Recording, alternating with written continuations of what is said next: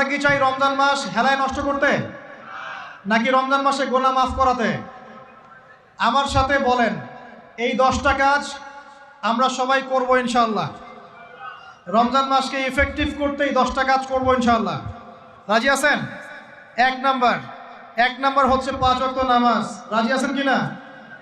5 ওয়াক্ত নামাজ সাধ্যমতো চেষ্টা করব জামাতে পড়ার জন্য। ওই যে নামাজ নাই ইসলাম নাই, নামাজ যে পড়ে না ওর সাথে কোনো খাতির নাই। খাতির আছে? কোনো খাতির নাই। নামাজ অবশ্যই পড়তে হবে, মাস্ট বি। এরপরে নামাজের সাথে সাথে কমপক্ষে 12 রাকাত করে নফল। কত রাকাত? যে ব্যক্তি 12 রাকাত নফল বা সুন্নত দৈনিক পড়ে তার জন্য জান্নাতে একটা ঘর তৈরি করা হয়। 12 রাকাত কি কি কে বলতে পারবেন? প্রথমে ফজরের 2, জোহরের আগে 4, জোহরের পরে 2, কত হলো? 4 2 6 2 8, মাগরিবের পরে, এশার পরে, এই হলো 12। পড়বো তো ইনশাআল্লাহ?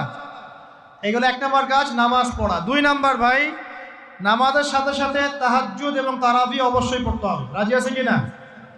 আল্লাহর ওয়াস্তে গ্যাঞ্জাম করতে যায় না 20 না 8, এই গ্যাঞ্জামে আল্লাহর ওয়াস্তে যায় না। তারাবির নামাজ 5 ঘন্টা। কত রাকাত সেটা বড় কথা না। তারাবির নামাজ কত ঘন্টা?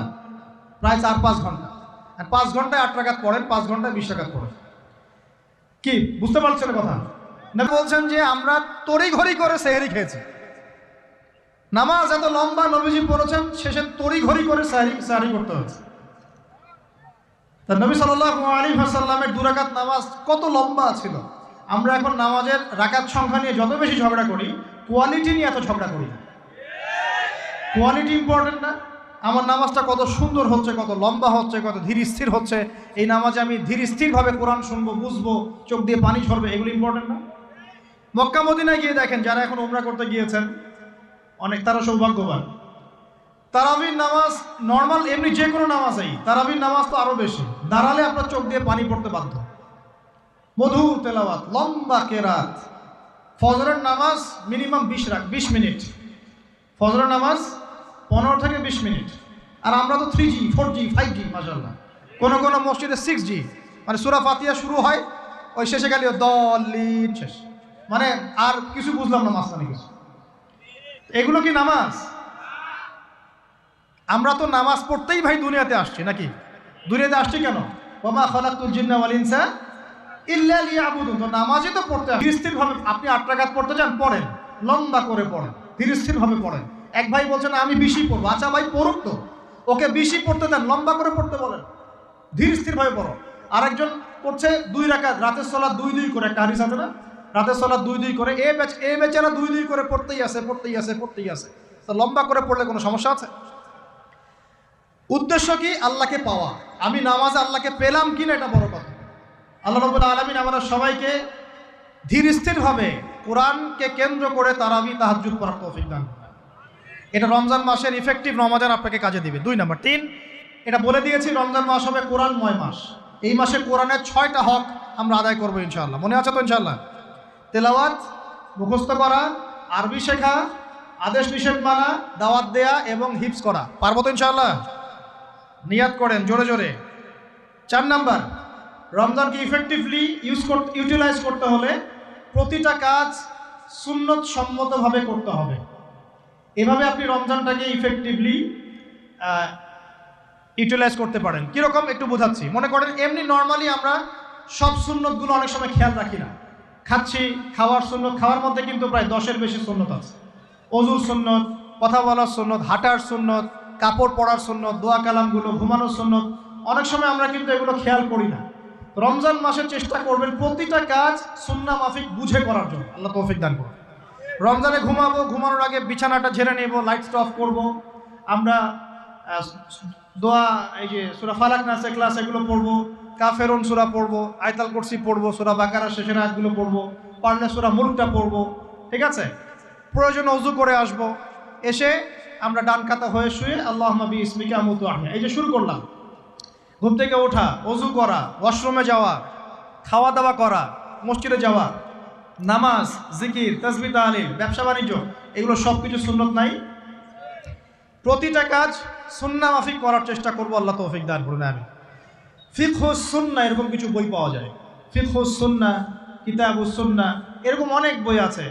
আরবি থেকে বাংলা অনুবাদ হয়েছে, বাংলাদেশের ওলামায়ে কেরাম লিখেছেন।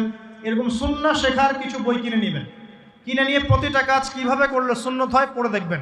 পারবেন তো ইনশাআল্লাহ? আল্লাহ পাক তৌফিক এনায়েত করুন বলি আমিন। এটা কত বললাম? 3 নাম্বার।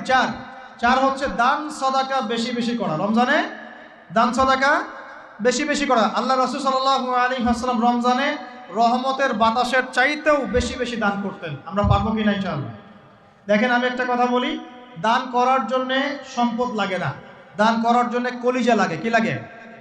ব্যাস, যার মন বড় সে দান করতে পারবে ইনশাআল্লাহ। আল্লাহ পাক আমাদের সবাইকে দ্বীনের জন্য দান করার তৌফিক দান করুন। দ্বীনের জন্য দান করেন, স্থানীয় মসজিদ, মাদ্রাসায়, এতিমখানায়, অসহায় মানুষের পাশে, বিধবার ঘরে, এতিমের ঘরে, যারা খেতে পারছে না 3 বেলা, ওদের ঘরে ঘরে রমজানের বাজার পৌঁছে দেন। আল্লাহ পাক তৌফিক দান করুন, আমিন। 5 নাম্বার, রমাদান মাসে অবশ্যই অবশ্যই আমাদের জাকাতগুলো আমরা দিয়ে দিব। রাজি আছি তো ইনশাআল্লাহ? বলেছি জাকাত এবং সালাতের মধ্যে যে পার্থক্য করে সে মুসলিম নয়। জাকাত ফরজ হয়েছে, অবশ্যই অবশ্যই আপনাকে জাকাত দিতে হবে। এটা কিন্তু নফল কিছু নয়, এটা কি ফরজ। জাকাতের নিসাব জানেন কি না? কত পার্সেন্ট? 2.5%। আচ্ছা, জাকাতের নিসাব নিয়ে ইনশাআল্লাহ পরবর্তীতে লেকচার চলে আসবে, অনলাইনে দেখে নিন। এছাড়া ফিকহুজ জাকাত কিছু প্রোগ্রাম আসবে, অনলাইনে দেখে নেবেন ইনশাআল্লাহ। আল্লাহ রাব্বুল আলামিন আমাদের সবাইকে জাকাতগুলো দেওয়ার তৌফিক দান করুন। শুধু জাকাত যদি আমরা ঠিকঠাক মতো দিতাম, একজন মানুষের সমাজে না খেয়ে মারা যেত। একজন মানুষের সমাজে এই যে ইকোনমিক সমস্যাগুলো যেগুলো হয়, অর্থনৈতিক সমস্যা, স্যাংশন, মুদ্রাস্ফীতি, হাবিজাবি, অনেক প্রবলেমস ওভারকাম করা যেত শুধু জাকাতের মধ্য দিয়েই। কিন্তু কে শোনে কার কথা? সবাই কি জাকাত দেয়? বাংলাদেশে এমনও মানুষ আছে যার একজনের জাকাত দিয়ে 100 পরিবারের সংসার চলবে ইনশাআল্লাহ। আছে না এমন লোক? আমরা জাকাতগুলো দেওয়ার চেষ্টা করি, আল্লাহ পাক তৌফিক দান করুন। 7 নাম্বারটা বলে দিয়েছি, রমজান হচ্ছে একটা নতুন জাতির উত্থান। অতএব রমজানে আমরা সমস্ত পাপ ছেড়ে দিয়ে একটা আলোকিত জাতি হিসেবে আত্মপ্রকাশ করবো ইনশাআল্লাহ। আল্লাহ পাক তৌফিক দান করুন। 8 নাম্বারও বলে দিয়েছে, রমজান হচ্ছে জুলুমের বিরুদ্ধে দাঁড়িয়ে যাওয়ার চেতনা। রমজান কি? ওই যে বদরের যুদ্ধ, জুলুমের বিরুদ্ধে দাঁড়িয়ে যাওয়ার চেতনা হলো রমাদান। তাই সর্বস্তরের জুলুমকে আমরা রমজান মাসে রুখে দেওয়ার চেষ্টা করবো ইনশাআল্লাহ। আল্লাহ পাক তৌফিক দান করুন। শুরুটা হবে কোথা থেকে? নিজের থেকে। আমার নিজের মধ্যে কি কি জুলুম আছে আমি আগে দেখব, আমি কার কার উপর জুলুম করেছি এটা আগে দেখব, এগুলো আগে প্রতিহত করব, তারপরে আমি ইনশাআল্লাহ তাআলা পরবর্তী দিকে ফোকাস করব। 9 নাম্বার খুব ইম্পর্টেন্ট। 9 নাম্বার আর 10 নাম্বারটা বেশি ইম্পর্টেন্ট। 9 নাম্বার হচ্ছে রোজা রাখা মানে আমরা অনেকেই মনে করি যে না খেয়ে থাকা আর কি পানি ছেড়ে দেওয়া। অনেকেই মনে করি এটা রোজা মানে আমাকে না খেয়ে থাকতে হবে আর পানি ছেড়ে দেওয়া লাগবে, স্ত্রী সহবাস ছেড়ে দেওয়া লাগবে। কিন্তু এর চেয়ে বেশি ইম্পর্টেন্ট একটা বিষয় আমরা ভুলে যাই, সেটা হলো রমজান মাসে রোজা রাখার অর্থ হচ্ছে আল্লাহ পাকের সমস্ত কবিরা সগীরা গুনাহ ছেড়ে দেওয়া। রোজা রেখেছি, গীবত করলাম, রোজা হবে কি না? রোজা রেখেছি, মিথ্যা কথা বলছি, হবে রোজা? রোজা রেখে ওই ভদ্রলোক সুদ খাচ্ছে, রোজা হবে? রোজা রেখে অমুক ভাই আমার টেবিলের নিচ থেকে টাকা নিল, রোজা হবে? অমুক ভাই মানুষের সম্পদ আত্মসাৎ করে ফেললো, হবে? অমুক বোন বেপরদায় বাইরে বের হয়ে গেল, রোজা হবে? অমুক ভাই মনে করেন ওই যে গার্লফ্রেন্ডের সাথে চলে গেল ডেট করতে, রোজা হবে কি না? অনেকে পর্নোগ্রাফি দেখছে রোজা রেখে, রোজা হবে কি না? এই যে কবিরা গুনাহ যেগুলো আছে, যত রকম কবিরা গুনাহ, এই গুনাহগুলোতে লিপ্ত থাকলে রোজা ভেঙে যায়। আল্লাহ পাক আমাদের সবাইকে কবিরা গুনাহ মুক্ত রোজা রাখার তৌফিক দান করুন। আর 10 নম্বর পয়েন্টটা হচ্ছে এই ভাই, রমজান মাস আসলে মাশাআল্লাহ শিকল দিয়ে শয়তানকে বেঁধে রাখা হয়। রমজান মাস আসলে মাশাআল্লাহ আমরা অনেকেই পাক্কা মুসল্লি হয়ে যাই, দান সদকা করি, জাকাত দেই, তারাবি পড়ি, তাহাজ্জুদ পড়ি, অনেক কিছুই করি। কিন্তু ঈদের দিন আসলেই মাশাআল্লাহ আমরা আবার আগের জায়গায় ফিরে যাই। ঈদের দিন শয়তান যে ছাড়া পেয়েছে এটা বোঝার জন্য রাস্তাঘাটে বের হলেই হয় নাকি? মেয়েদের চলাফেরা দেখলে বোঝা যায়, আরও যে হোটেলে হোটেলে গান বাজে এগুলো দেখলে বোঝা যায় শয়তান ছাড়া পেয়েছে, আজকে বুঝলাম। তো এখানে সবচেয়ে বড় শিক্ষাটা হলো রমজান মাসের এই যে শিক্ষাগুলো, ত্যাগের মহিমা, জুলুমের বিরুদ্ধে দাঁড়িয়ে যাওয়া, কোরআনের হক আদায় করা, জাতির উত্থান, বড় বড় অনেক কথা বললাম। এই শিক্ষাগুলোকে সারা বছর ধরে রাখাটাই হলো রমাদানের সবচেয়ে বড় চ্যালেঞ্জ। আমরা পারবো কিনা ইনশাআল্লাহ? আমরা রমাদানের এই 10টা হক আদায় করতে পারবো কিনা ইনশাআল্লাহ? কোরআনের হক আদায় করতে পারবো কিনা ইনশাআল্লাহ?